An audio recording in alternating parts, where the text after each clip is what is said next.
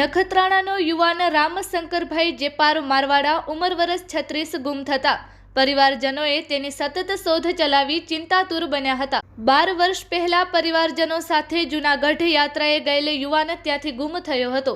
ત્યાર પછી તે અનેક રાજ્યોમાં રખડતો ભટકતો રહ્યો હતો। અનેક શહેરો ગામોમાં તેણે અનેક મુશ્કેલીઓ વેઠી હતી।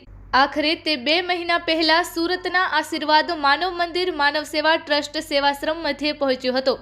ત્યાંના સંચાલક શ્રી જયરામભાઈ ભગત અને સર્વે ટ્રસ્ટીગણ કાર્યકરોએ તેને સારી સારવાર કરાવી હતી।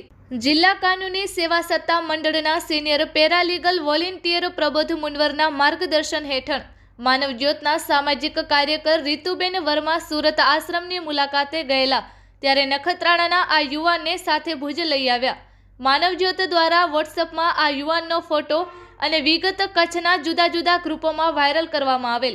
નખત્રાણાના મોહન બડિયા નામના યુવાને આ ગુમ યુવાનનો ફોટો અને વિગત વોટ્સઅપમાં જોતા જ તુરત તેના નખત્રાણામાં રહેતા પરિવારજનોને જાણ કરતા પરિવારમાં ખુશી છવાઈ ગઈ।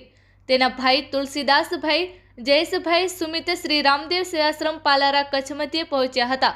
આખરે 12 વર્ષ પછી બંને ભાઈઓનું મિલન થતા ભાવુક દ્રશ્યો સર્જાયા હતા। પરિવારજનોના જણાવ્યા મુજબ આ યુવાન 48 વર્ષનો થઈ ચૂક્યો છે।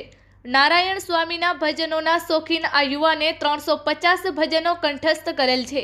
હાર્મોનિયમ વગાડે છે તેમજ અગાઉ દર રવિવારે નખત્રાણામાં સંતવાણી કાર્યક્રમમાં સામેલ થતો। 12 વર્ષ પછી આ યુવાન પોતાના ગામ નખત્રાણા સુધી પહોંચ્યો છે। પરિવાર સાથે ફેરમિલન થયું છે।